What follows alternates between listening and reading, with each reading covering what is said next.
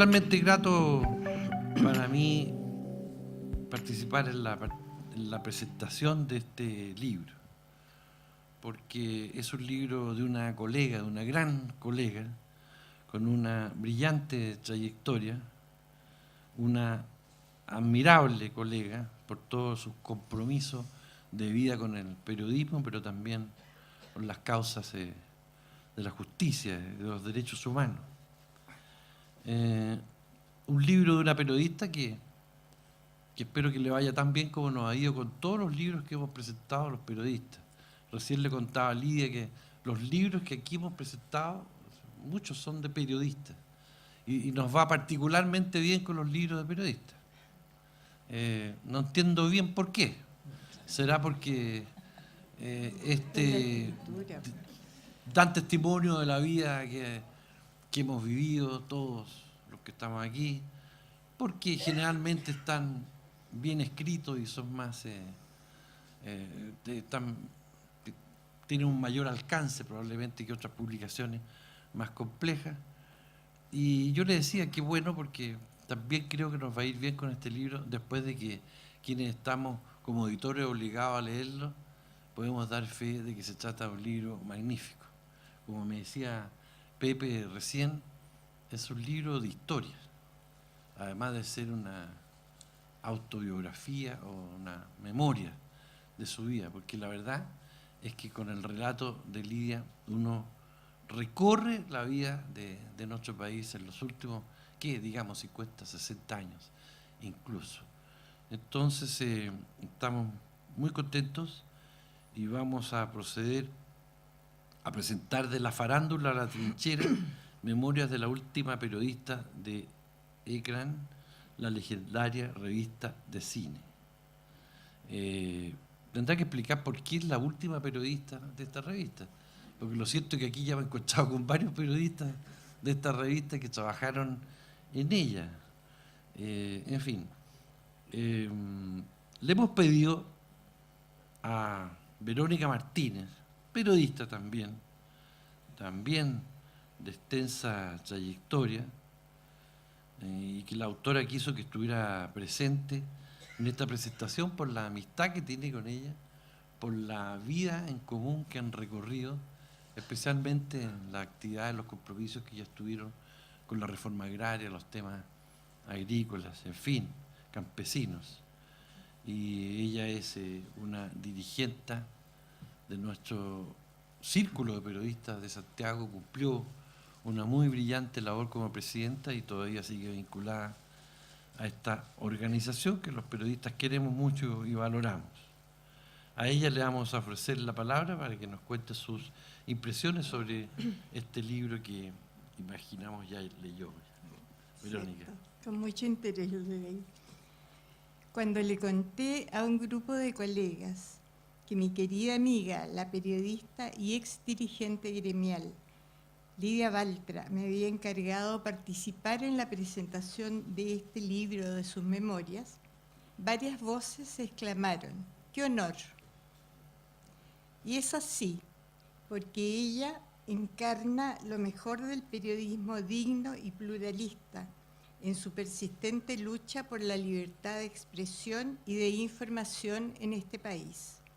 La conocí en 1966 en la Escuela de Periodismo de la Universidad de Chile, como la joven y buena moza profesora de cine, por quien suspiraban muchos varones del curso.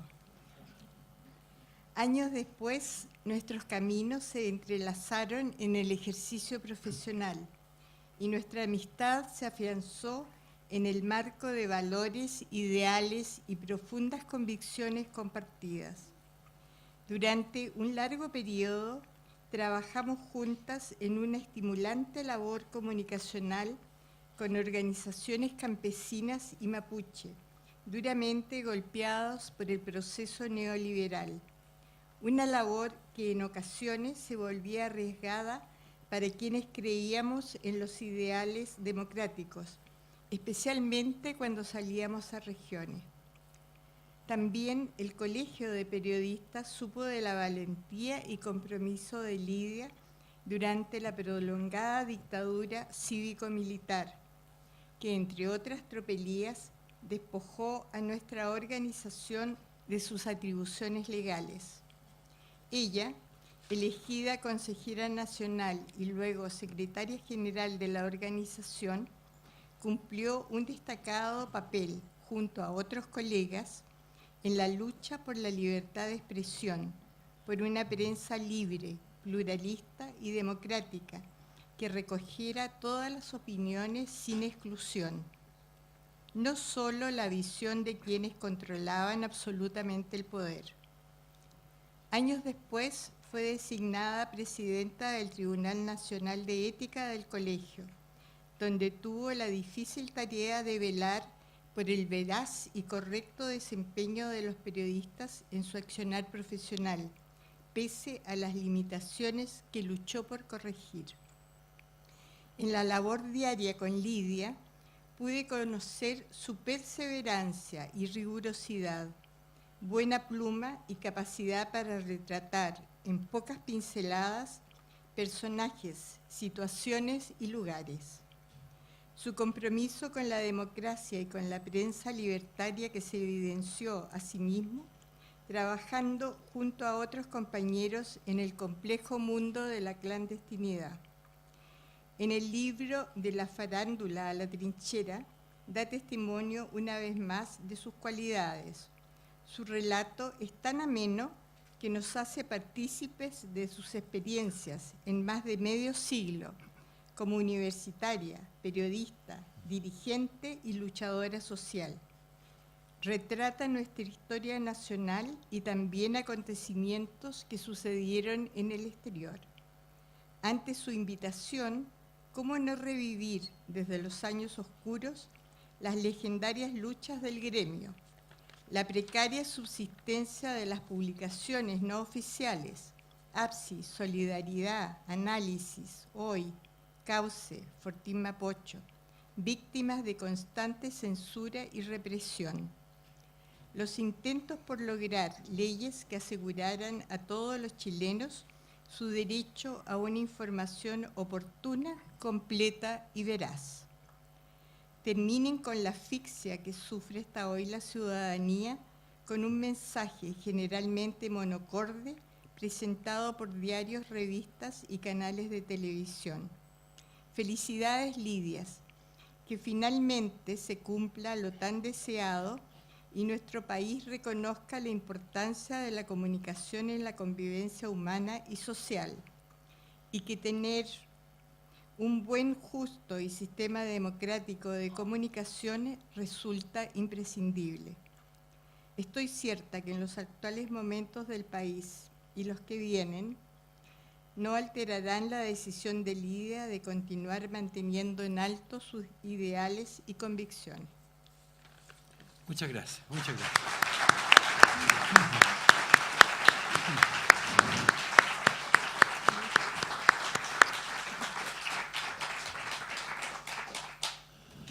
Bueno, de José Rodríguez Elizondo podríamos hablar mucho rato. Yo creo que él tiene uno de los currículos más completos de los cuales yo he conocido. Experto en relaciones internacionales, desde luego profesor de nuestra Universidad de Chile en la Facultad de Derecho, diplomático, periodista, escritor de ficción. Incluso hay un libro de él aquí que nos quedan muy poquitos ejemplares y que los sacamos por si, ¿no es cierto?, también es propicia la oportunidad de que se los lleven. Es una persona que ha cultivado las más diferentes actividades y que también en su currículum luce el hecho de que es dibujante, periodista, escritor, profesor universitario, diplomático, ¿y qué más? Caricaturista, bueno. Sí, bueno, pero las caricaturas se hacen dibujándolas también, ¿no? Bueno, y por cierto fue compañero de Lidia en esta revista, a que ella alude en la presentación y en la portada del libro, pero que en realidad va mucho más allá en el relato que nos entrega de una vida entera dedicada a nuestra actividad, a nuestra profesión. Con mucho honor, digo yo, le vamos a ofrecer la palabra a José Rodríguez Elizondo para que comente este libro. Muchas gracias, Juan Pablo. Fundamentalmente, muchas gracias a Lidia, que me hizo el honor de pedirme que la presentara en este libro, porque este es un gran libro.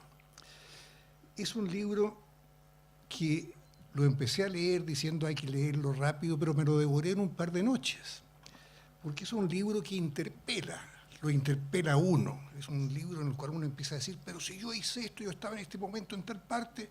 Bueno, ahí está el peligro para un presentador, que se convierta la presentación en yo y el libro de Lidia. Pero el problema, mejor dicho, el mérito, es que es el yo de Lidia, es el yo colectivo.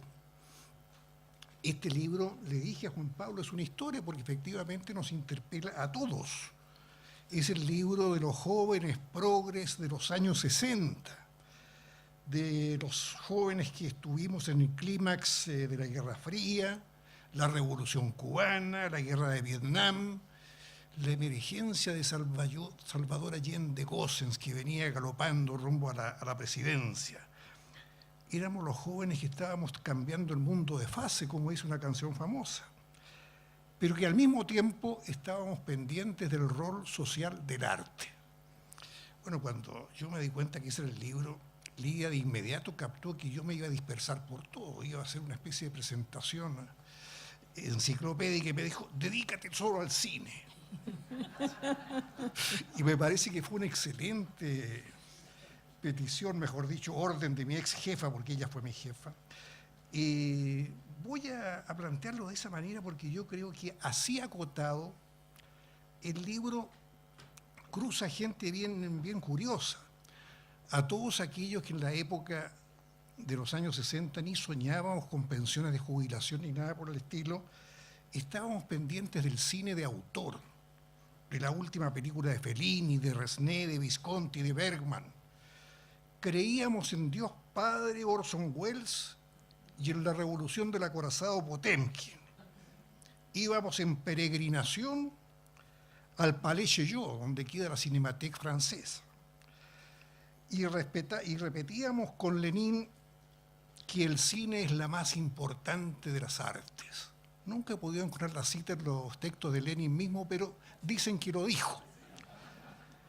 Bueno, sucede que de esa congregación de jóvenes chiflados por el cine viene Lidia.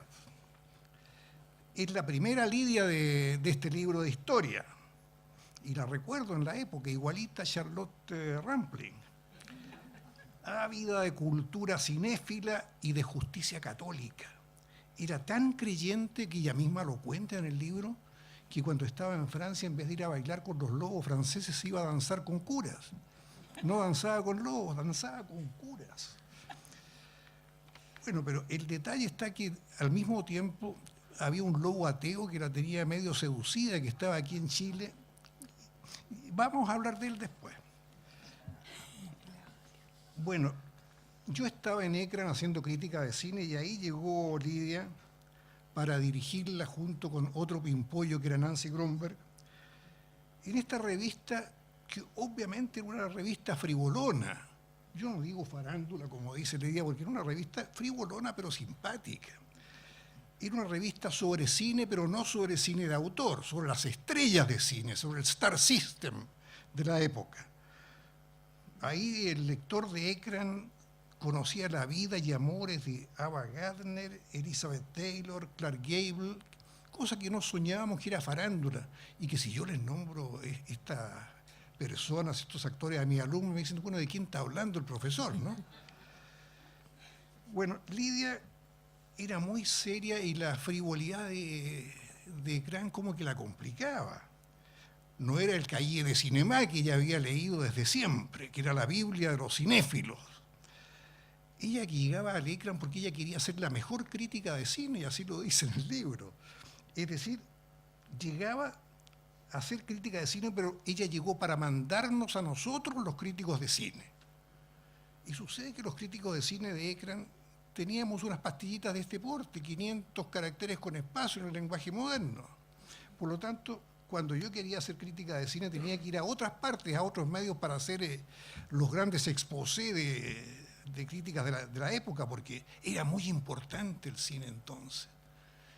Realmente estábamos convencidos de que el cine era la más importante de las artes y que íbamos a hacer la revolución con el cine. Bueno, pero Lidia llegó para mandarnos a nosotros y pronto la ganó la buena onda de la revista. Porque Ekran, de alguna manera, yo lo miro con mucho cariño, con la nostalgia que tenemos los que estamos en la última juventud, de recordar que era un equipo muy lindo, con una convivencia muy armónica de críticos, cronistas de espectáculos, entrevistadores, archiveros, todos politizados. La época era de una alta politización, pero pluralistas, totalmente pluralistas. Y lo pasábamos bomba en los carretes nuestros. Yo recuerdo unos carretes inolvidables en que, imitando a alguna estrella de cine, alguno de los concurrentes al banquete tomó la copa y la tiró al suelo y todos quebramos las copas. La cuenta salió horrorosa. Nunca más hicimos la gracia. Bueno, yo quiero rendirle un homenaje en el recuerdo a quienes estaban en esos carretes, a Marilú Marmentini, Silvia Mujica, Mariano Silva, Omar Ramírez, Osmuro, Osvaldo Muñoz Romero, que lo conocíamos como Racatán. Ese era el equipo de la época que yo recuerdo, con los cuales los pasábamos pipa. Bueno, Lidia yo creo que aprendió a disfrutar de esa onda, porque además ella estaba en los temas serios de siempre, esta joven de la Acción Católica con inquietudes políticas. Y aquí perdónenme una nota autorreferente para ilustrar eso, porque yo me encuentro leyendo el libro que mientras ella estaba entrevistando a Ivens, a Joris Ivens, nadie de mis alumnos va a saber quién era Joris Ivens, en Vietnam, mejor dicho, mientras estaba entrevistando a Joris Ivens por un cortometraje sobre Vietnam, pocos meses antes yo había estado en Vietnam entrevistando a Joris Ivens como miembro de un equipo de juristas que iba a ver el tema de la guerra en solidaridad con Vietnam. Después, otra curiosidad del libro. Lidia entrevistando en Nueva York a Costa Gavras, director de la película La Confesión, no sé si ustedes la recuerdan, una película muy polémica sobre la vida de este ex vicecanciller checoslovaco que sufrió los procesos de Stalin, que fue condenado a la horca y después salvó. Bueno, yo poco después estaba conversando en París con Arthur London, con quien hicimos una muy buena amistad. Por lo tanto, Ekran era una especie de receptáculo de la parte frivolona, pero al mismo tiempo se cruzaba con estas cosas. No era tan frivolona, no éramos frivolones los que estábamos en Ekran. Teníamos esta doble militancia. Bueno, yo creo que el tema es que todo eso, la mala noticia, mejor dicho, es que todo lo bueno se acaba. Llegó el auge de la televisión, arrasó con Ekran, llegó Telecrán, pero también llegó el 11 de septiembre de 1973. Se acabó Telecrán y fue el fin de nuestra temporada. Nuestra realidad chilena se convirtió ya no en una película para comentarla, sino que en una película de terror, con ejecutados, desaparecidos, exiliados. Y el legado de esta época son los zombies políticos que tenemos hasta el día de hoy, que recorren nuestro país. Yo creo que solo la poesía puede explicar lo que nos pasó. Yo tengo muy presente una poesía de una poetisa uruguaya, Cristina Peri Rossi, que nos dijo: el país donde quisiéramos volver ya no existe, lo perdimos en el intento de construir el país donde queríamos vivir. Esa fue la situación. Bueno, todo eso está en este libro de Lidia, y mucho más. Pero hasta aquí llego yo, de acuerdo con la petición de Lidia. Solo agrego que esos años oscuros catalizaron cambios muy notables. Esos cambios que Unamuno describe diciendo que Don Quijote se sanchificó y que Sancho se quijotizó. Por ejemplo, mientras Lidia descubría desde Chile, comillas, que a veces se ama más a Dios siendo comunista, yo descubría desde la República Democrática Alemana como exiliado un viejo dicho español: pues si no creo en el Dios verdadero, menos creo en los dioses falsos. Pero esa es otra historia. Una historia que nunca nos afectó en lo personal con Lidia, porque la amistad de tantas décadas siempre fue más fuerte. Y a propósito de eso, y para terminar, quiero decirles que este libro tiene un tremendo actor oculto de reparto, un extra que es mencionado 31 veces en el libro y sin su nombre completo. Es el lobo ateo que pololeaba con Lidia mientras ella danzaba con curas. En la vida real es su señor de 4 décadas largas y mi amigo hermano por más de 5 décadas. Como ser humano, es un gran ser humano, el complemento perfecto para esta mujer fantástica. Se llama Claudio Verdugo y es una pareja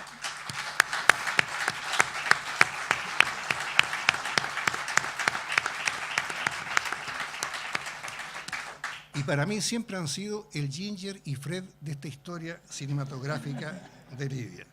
Felicitaciones a Lidia, felicitaciones a Claudio por este tremendo libro. Muchas gracias.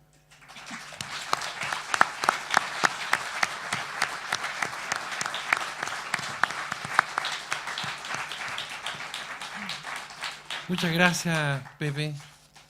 Me da mucho gusto observar en la sala, bueno, tan nutrida de concurrencia, pero también la presencia de tantos amigos, colegas del periodismo, personas que muchas veces no nos vemos en largos años y que nos encontramos en estas oportunidades. Y por eso que también un libro como este ha hecho propicio este reencuentro que yo celebro, aunque hay un poco calor, lo noto, especialmente en las personas que están al fondo de la sala. Le vamos a ofrecer la palabra a Lidia, por supuesto, a la autora, que seguramente va a querer comentarnos algo después de estas intervenciones. Gracias, Juan Pablo, gracias a Verónica y gracias, Pepe. En realidad me siento feliz de estar acá, en la radio de la Universidad de Chile, que esta casa me haya acogido mi libro, que lo presenté con muchas dudas de si realmente podría tener eco, porque en esta casa yo empecé a trabajar profesionalmente, cuando todavía estaba en el último año de la Escuela de Periodismo de la Universidad de Chile. En 1959, mi profesor de radio, Raúl Aicardi, gran hombre, gran profesor, nos invitó a mi compañera y querida comadre Raquel Correa y a mí a trabajar en el Departamento de Prensa y Radio de la Universidad de Chile, o sea, la prehistoria del lugar donde estamos ahora. En ese tiempo, las oficinas estaban en el segundo piso de la Alameda y no había radio.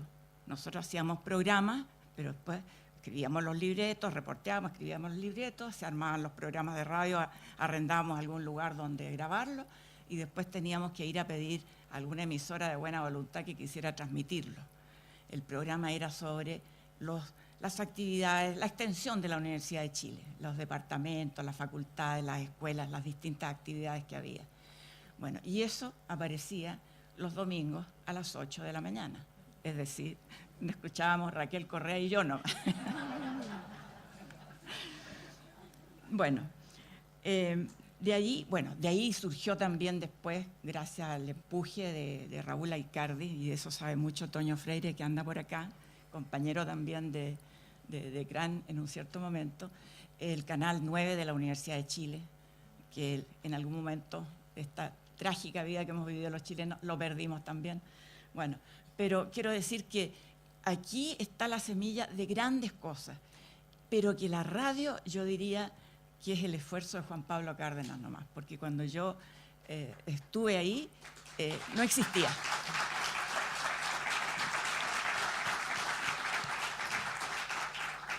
Bueno, ahora paso, ¿por qué escribí estas memorias?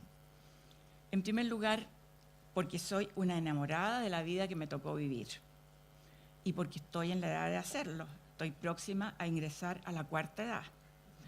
Pero ¿por qué decidí publicarlas? podría interesarle mis memorias a otras personas, aparte, más allá de mis círculos de amigos o familiares? Creo que sí, y déjenme decirles por qué. En primer lugar, porque retrata la vida de una chilena de clase media, que de un hogar con padres sin mayores estudios, pero que gracias a la educación pública logró llegar a la universidad y ser de las primeras estudiantes en conquistar becas de posgrado en universidades e institutos de prestigio en Estados Unidos y Francia. De hecho, los mejores premios que he recibido en mi vida son las becas para estudiar periodismo internacional en la Universidad de Columbia en Nueva York en 1960 y la que me permitió estudiar un año de cine en el Instituto de Altos Estudios Cinematográficos, el famoso IDEC de otros años, que ya no existe, en París en 1965. Para mis colegas periodistas, mis memorias pueden ser interesantes porque relata los primeros pasos de la primera escuela de periodismo del país, la de la Universidad de Chile, de la cual nos sentimos todos orgullosos de haber pertenecido, con sus antiguos profesores, glorias del periodismo, como Lenka Franulich, Mario Plané, Raúl Aicardi, Antonio Quintana, Leopoldo Castedo, Mauricio Amster y tantos otros. Para otros lectores de diferentes áreas, estas memorias ofrecen una variedad muy grande de temas que me tocó abordar en diferentes etapas de mi vida profesional, porque han de saber ustedes que los periodistas podemos querer dedicarnos a un tema, a una especialidad, podemos seguir cursos, de especializarnos en eso, dedicarnos, pero al final terminamos aceptando la pega que nos ponen por delante. Y así vamos de repente dando botes, como un poco en mi vida, que de la farándula salté a la trinchera y antes al medio rural. Bueno, veamos estos temas tan distintos.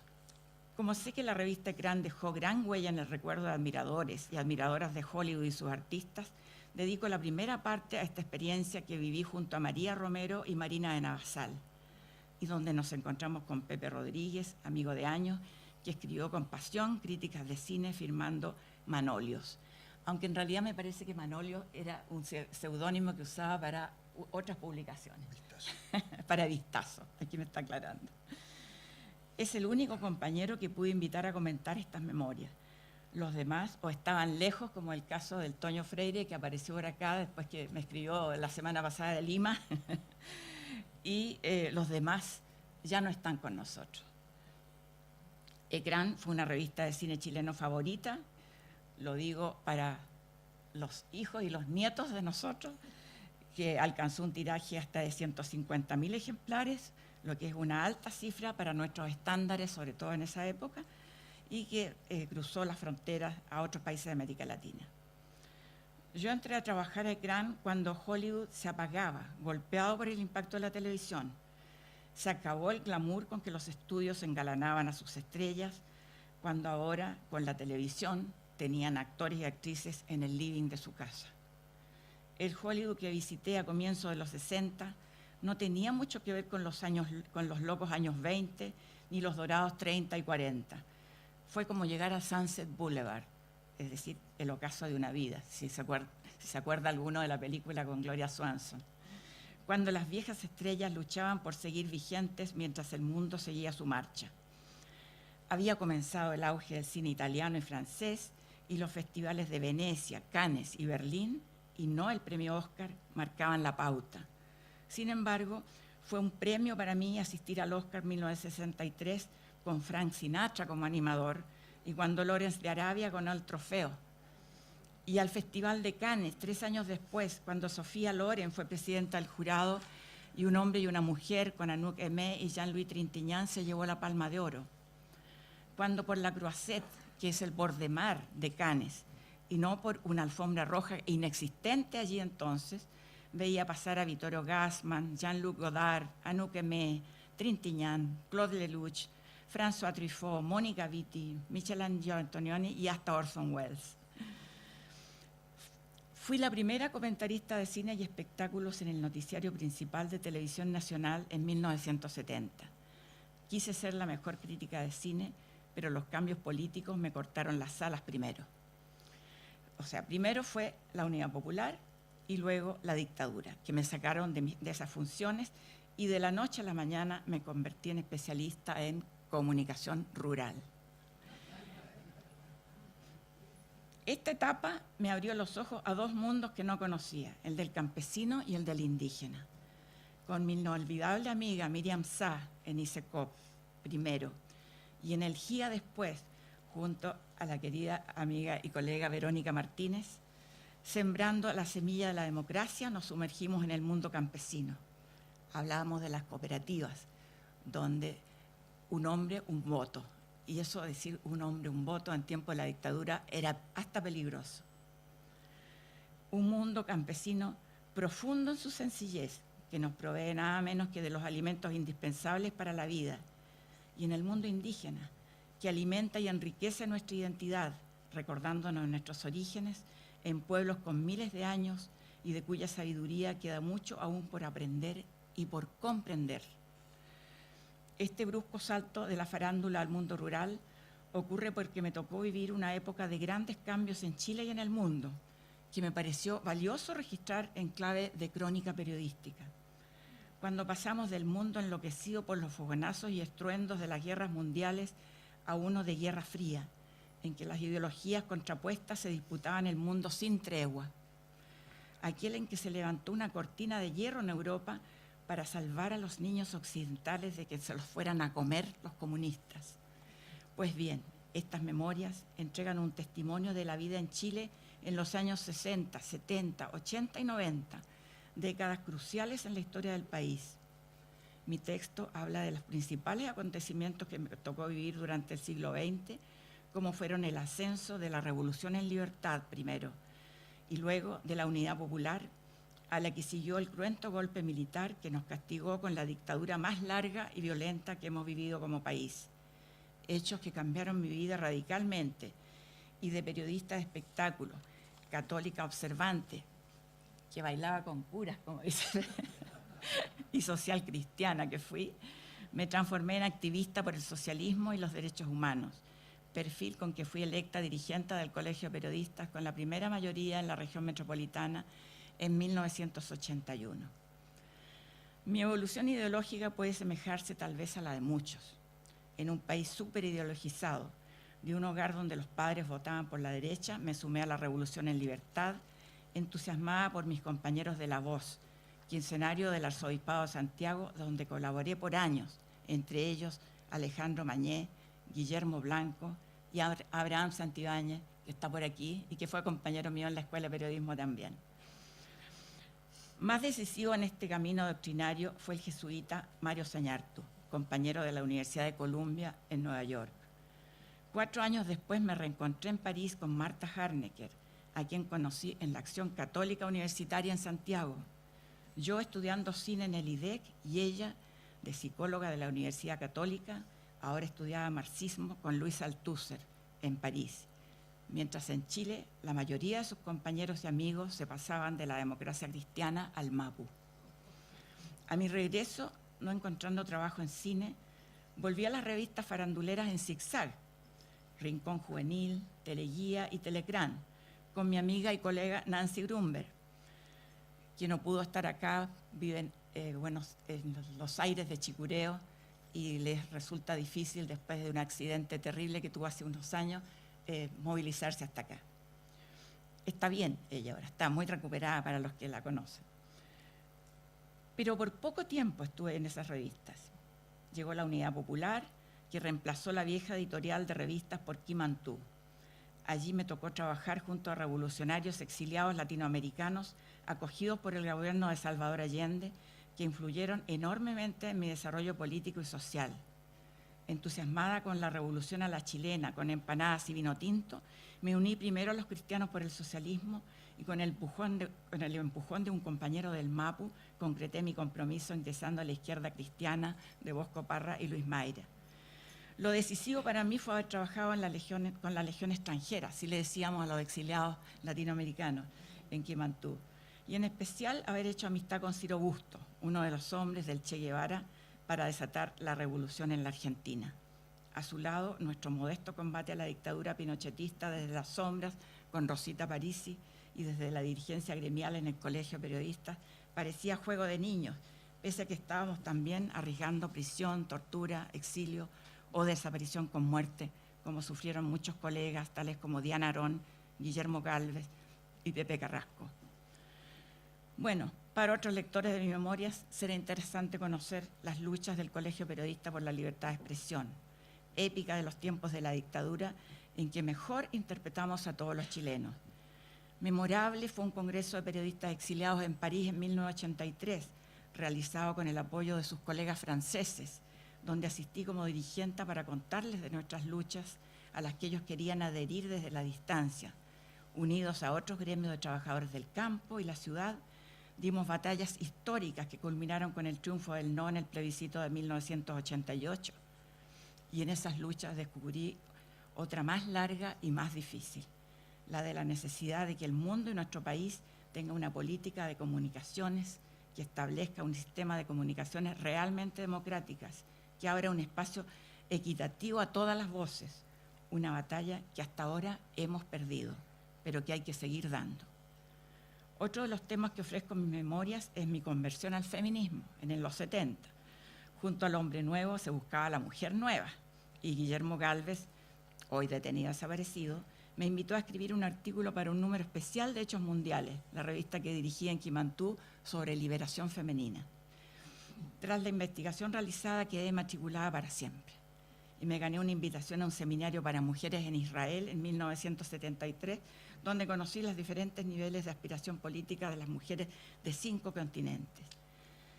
Entonces vino la campaña, años después, vino la campaña de 2005, Mujeres con Bachelet, que encabezaba, entre otras, mi amiga y colega Jupi Álvarez, que está por aquí y a quien saludo con mucho cariño. Tras esa experiencia exitosa, Maura Brescia me abrió las puertas de su editorial para mi primer libro feminista, Señora Presidenta, Mujeres que Gobiernan Países, lanzado cuando Michelle Bachelet llegó a la moneda por primera vez. Por último, a muchos potenciales lectores de mis memorias podría interesarles conocer mis encuentros con personajes chilenos y extranjeros, de aquellos que siempre es grato saber más, como el cardenal Silva Enríquez, el premio Nobel Pablo Neruda, a quien conocí en París, el presidente Salvador Allende, que lo conocí cuando era senador, el santo sindicalista Clotario Blest, el guerrillero argentino Ciro Bustos, el fotógrafo Antonio Quintana, los sabios populares Gastón Sublet, Violeta Parra y Margot Loyola, las descollantes periodistas Lenka Franulich y Raquel Correa, la teórica y activista Marta Harnecker y el dirigente mapuche Aucán Wilcamán, además de cientos de artistas nacionales e internacionales. Lo que ponemos en sus manos esta tarde son 20 años de escritura a razón de 2 horas diarias para dejar registrado para algún alienígena que nos visite cómo vivimos, gozamos y sufrimos estas 4 décadas condensadas en estas páginas de esta cronista enamorada de su época y de la vida que le tocó vivir. Gracias.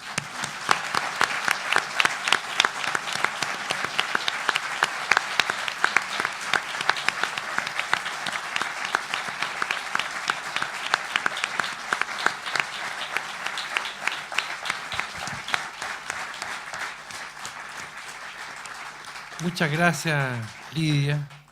Creo que ha sido una presentación contundente. No nos hemos puesto de acuerdo para señalar los temas. Sin embargo, las intervenciones han sido todas muy complementarias y muy útiles para explicarse este libro que con mucho orgullo hoy día presentamos y que los invitamos, por cierto, a llevarse, a leerlo y a difundirlo. Quiero agradecerle a quienes presentaron este libro aquí en la mesa, muy especialmente a la asistencia de tan buen público a esta presentación. Y por cierto, los invitamos a compartir un vino, bueno, y una camaradería en los próximos minutos. Muchas gracias.